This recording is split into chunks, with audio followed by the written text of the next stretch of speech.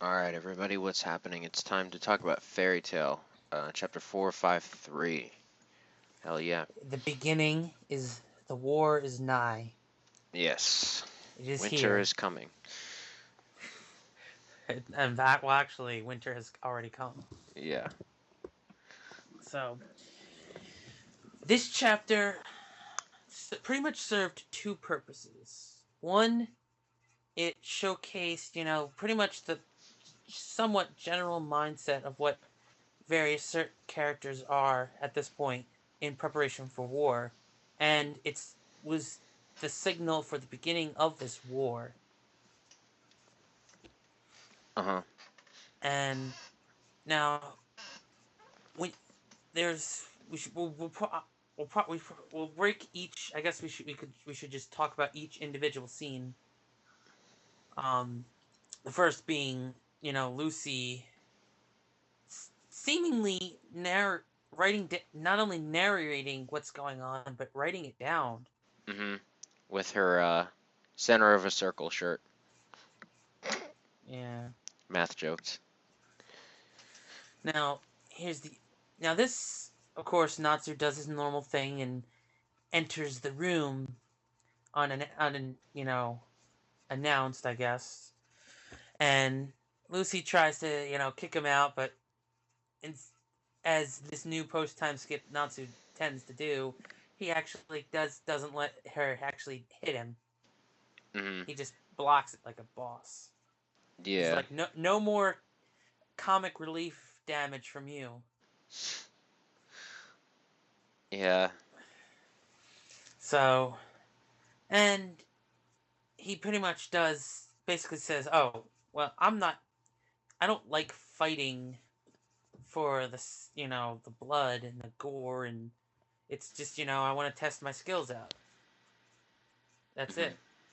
So, but and he pretty much lays down. It's like, yeah, this isn't a test of skills. This is war. This is a battle to protect our lives and the lives of the people we care about. Mm-hmm.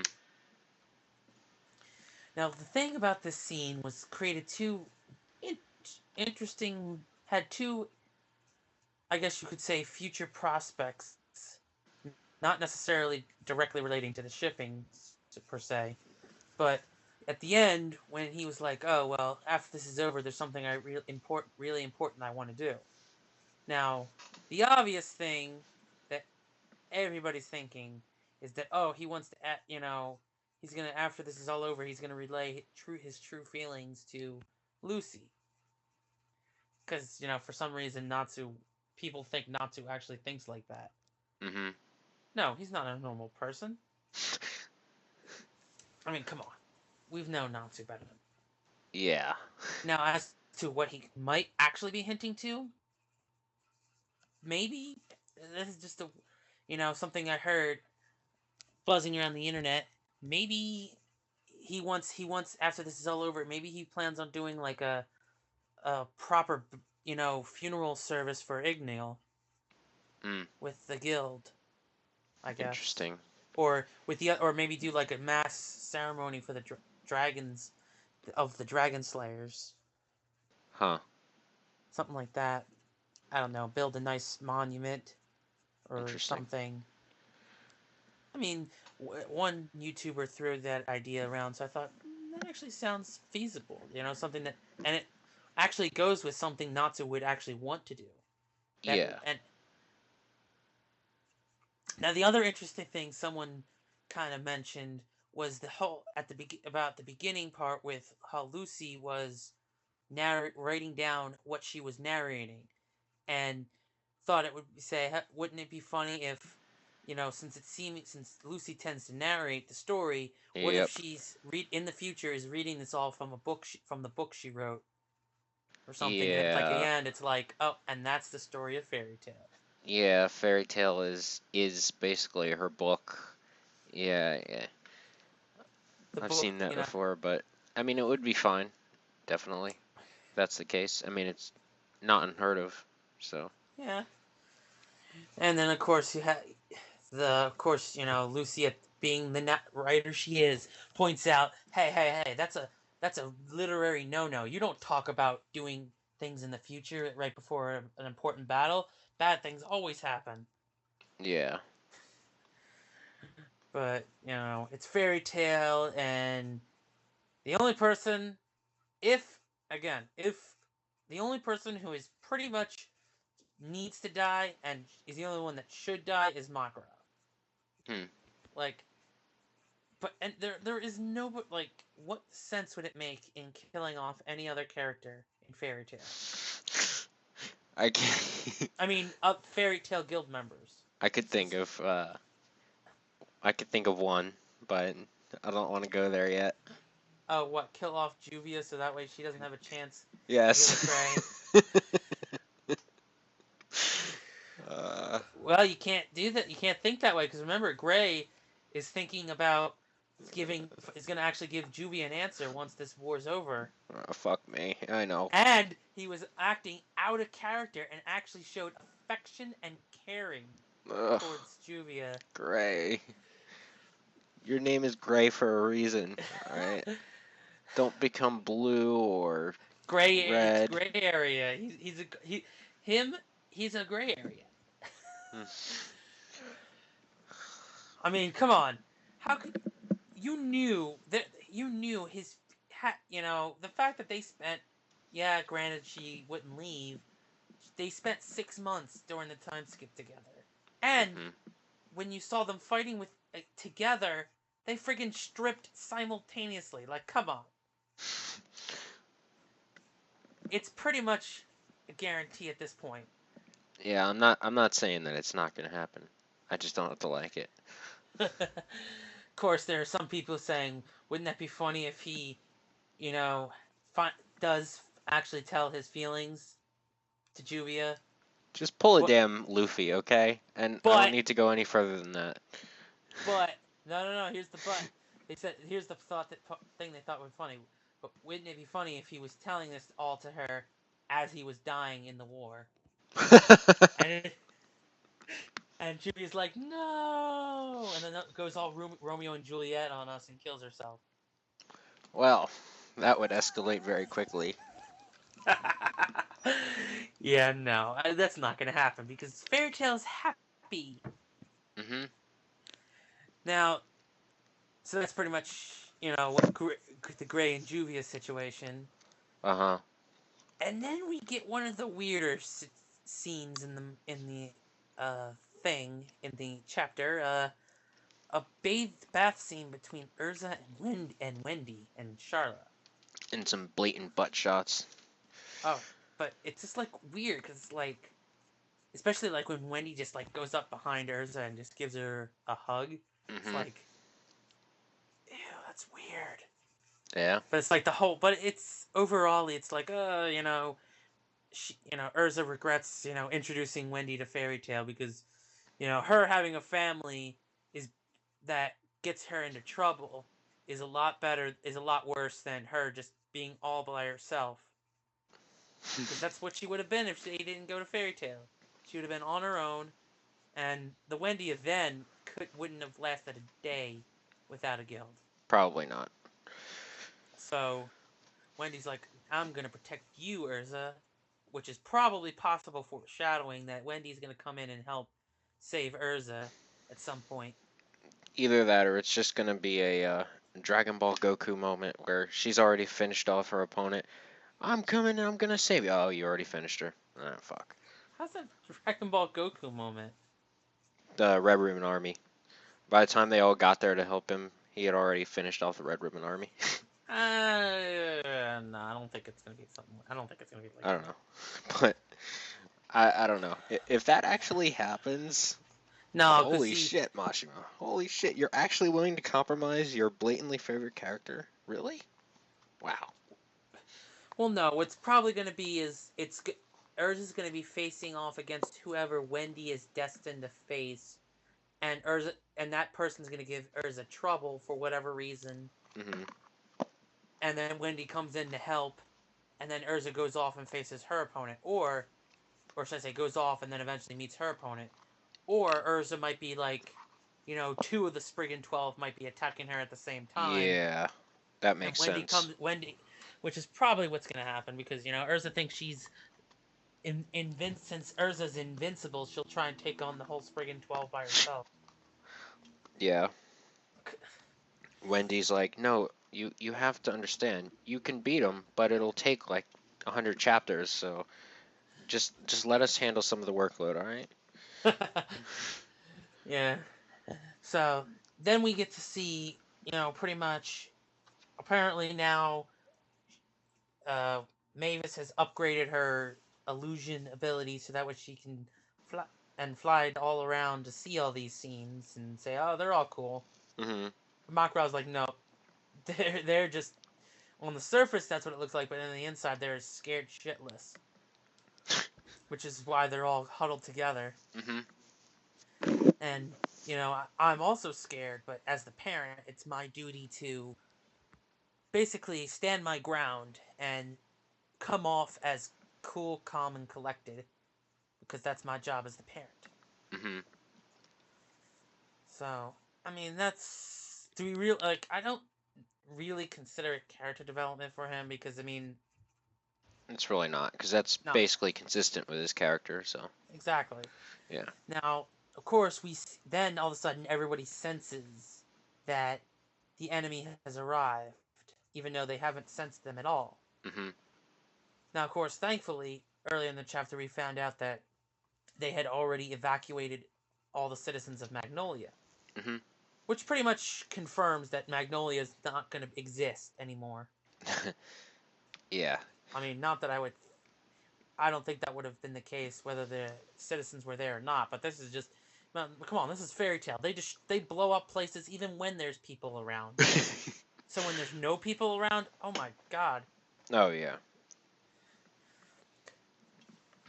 And so this aerial fleet that's doing this surprise attack is apparently 50 ships strong, with each being apparently big enough to hold the entire guild by itself.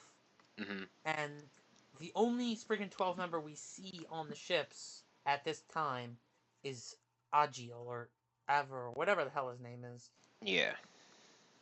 So now, does that mean that he's leading this first wave? Or maybe. Or there could be others on board, just, but they just haven't been shown yet. I mean, this is kind of be the crucial detail. Is if they all are they going to all come at once? Are they going to come in waves? That's pretty much, I think, how they're what's going to really determine the pacing of this arc. Right. Like, if they come in waves, like each Spriggan 12 member, you know, leads a force on their own, it could take forever. Oh yeah. That's for sure. Now, the reason why I don't think it's going to be like, okay, now what most people would think in the wave perspective that okay, they'll attack or they'll bring their forces in wave 1, Agil is wave 1, and then they'll wait until Agil and his forces are defeated before they send another. No. What I think it's going to be is they probably all left at different times and they're just going to arrive at different times. Right. But not I don't think a single Spriggan 12 member's most likely not going to be defeated until all 12 are there. Yeah, that Or could be, unless there's like, or at least the majority of them, or at least of the yeah. I think we need to at least all the ones that we've seen so far are probably the ones that are going to show up, and then the other remaining ones that we do not know of are probably going to show up later as like surprise, shock value, that kind of stuff. Right. Or perhaps the old dude who got hyped up like big time last time uh might show up like later on as a like a, I don't know, Ace in the hole. sort of like a sweeper, yeah, ace in the hole Well, type of deal. well, I mean, wouldn't that be Zareth person though? Well, yeah, Because he'll yeah, be even though the afterwards, but yeah, and assuming presumably at some point Acnologia is going to show up during this war sure. to to do some serious damage. I suspect he'll show up at the height of the carnage. Well, That's yeah, yeah. That's that's just what I think will happen. well, yeah. It wouldn't make any sense for him to show up early on. Hmm. Most likely, he won't show up until, at minimum, until Zareth shows up to the battlefield. Yeah. And how much longer after that, I don't know. It all depends on how he wants to utilize Acnologia in the arc itself. Hmm. I mean, Yeah. it's I don't know. It's but all I can tell is that he's pretty much set this up to be one stellar arc, and Yeah. going into this, this chapter. One of the things I really liked about it was that it kind of it yes it was again mostly preparation chapter, but at the same time it also kind of gave even further pushes for the various ships, which I know the various shipping fans are happy. One scene in particular I didn't even catch the first time, and that was Gajiel and Levy. Oh, what are you? Don't tell me you're one of those people that are saying that the betting is like the same pattern and shit. No, it's not. No. That's not the bet. That's not betting. That's the same pattern. That's the friggin' That's Gajiel's belt buckle. Wait, what? Hold on. If I'm you look looking at at this now. Hold on. you can clearly when you first you see look at Gajiel, and you see him Oh with the shit, you're belt right. buckle, and when you go to Levy's scene, you see her look seemingly just waking up from this force of this sensing, and right next to her face is Gajiel's belt buckle. Oh shit, you're right. I'm looking at this now. Yo. So so they just got done doing the dirty deed, possibly, Possibly. meaning they became an official couple over this time skip. I mean, we kind of sort of, a lot of the couples got strong. We knew their relationships grew stronger over the time skip, but Levy and Gajiel is beat everyone else to the punch and actually not only got together but possibly already started, doing it. Damn, Gajil.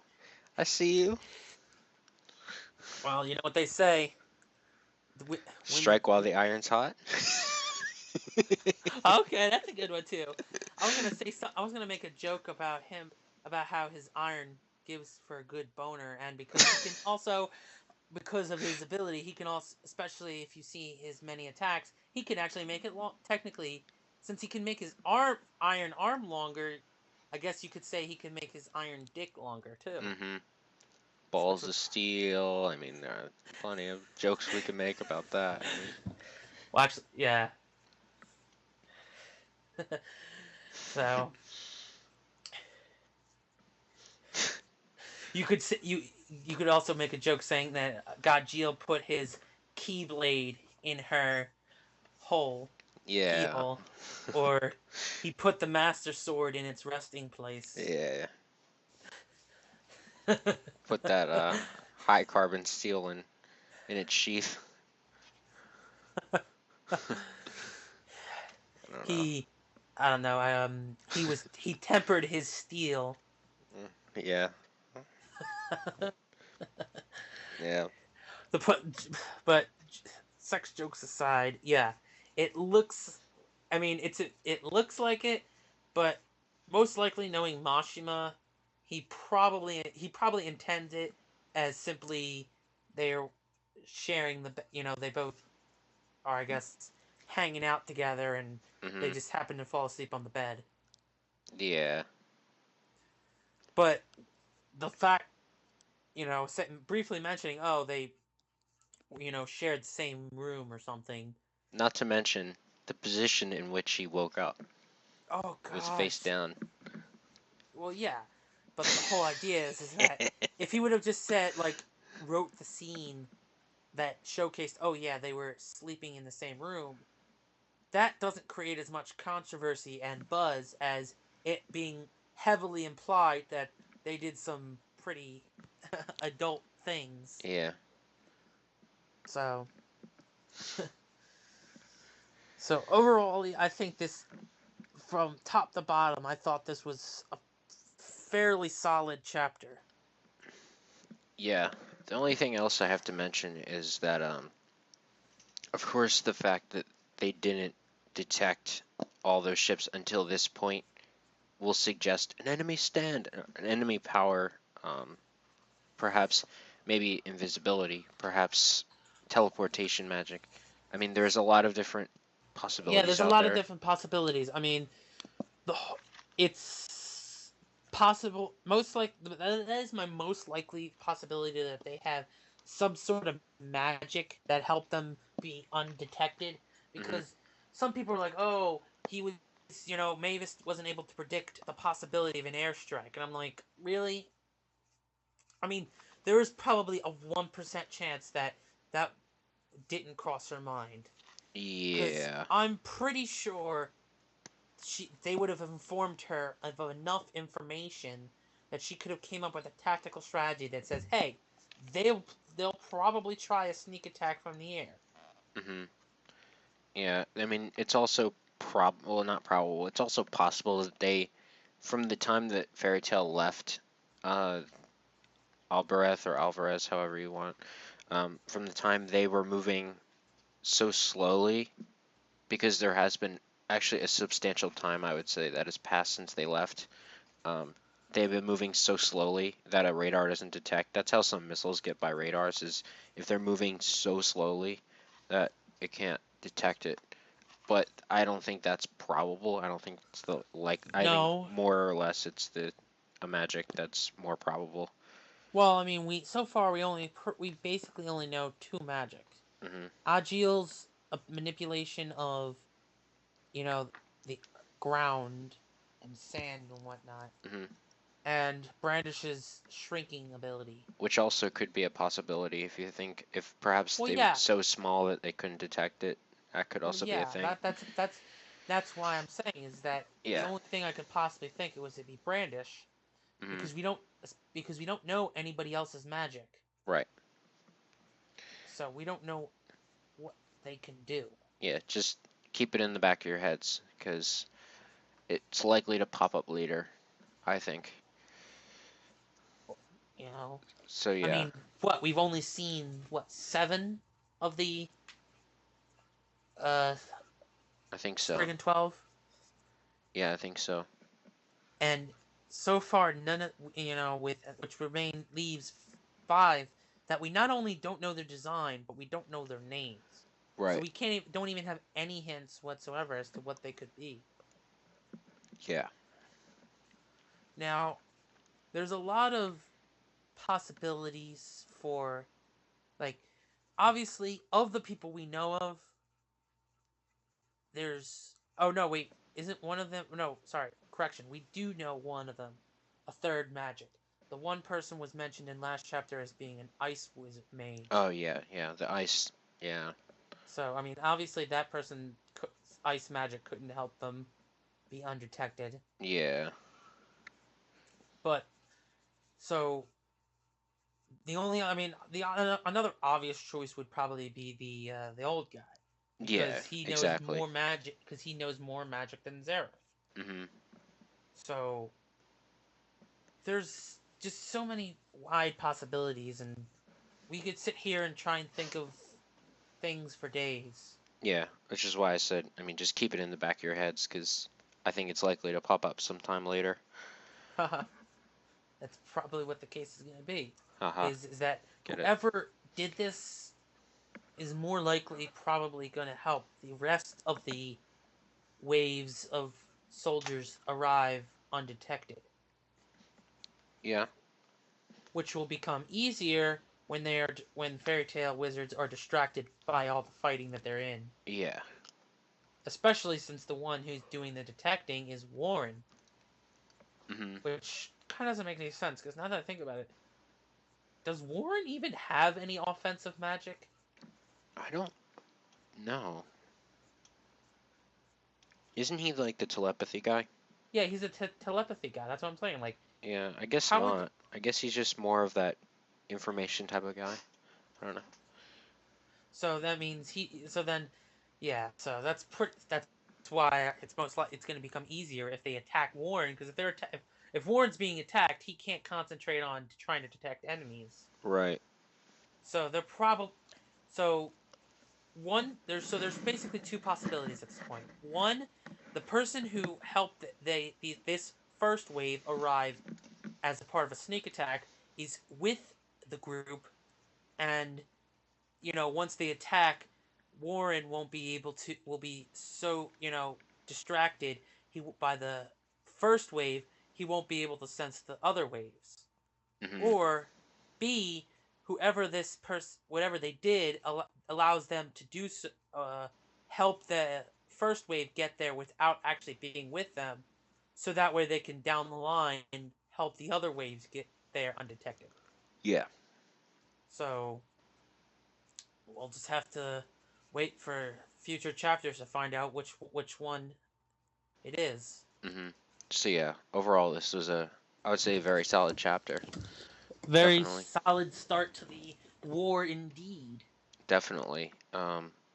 If Mashima can keep this up, man, I mean, that's a Fairy Tail might huge go back up in the redemption. ranking.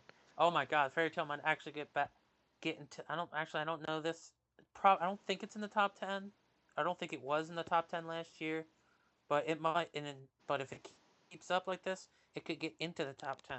Yeah, it definitely could. Like, at least in my eyes, it could be a absolute huge redemption. So Oh my god, yes. yeah, dude, Mashima, keep doing what you're doing, man. Whatever drugs you're taking, I mean, just keep on it. I don't know, or maybe you came off them. I don't know. Whatever, just do it. Just do it. Yeah. Watch Shia LaBeouf every day, all day if you have to, but just do it. I don't know. That might destroy his brain. True.